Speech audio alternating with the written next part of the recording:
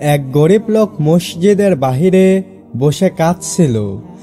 একজন সাহাবী এসে জিজ্ঞেস করলেন, ভাই কাঁদছেন কেন, কি হয়েছে?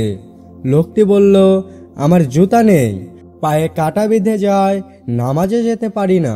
সাহাবী বললেন, চিন্তা করো না ভাই, আমি তোমাকে একজোড়া জুতা কিনে দিব। দুজন রওনা দিল বাজারের দিকে। হঠাৎ পথে দেখলেন এক লোক হুইল চেয়ারে বসে আছে, তার দুই পাই নেই।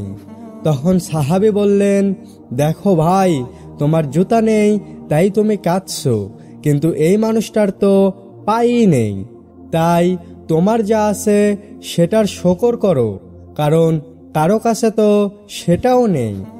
তো বন্ধুরা, শিক্ষণীয় বার্তা হলো, আল্লাহ যা দিয়েছেন তাই যথেষ্ট। শুকর আদায় করো, আল্লাহ আরো দেবেন ইনশাআল্লাহ।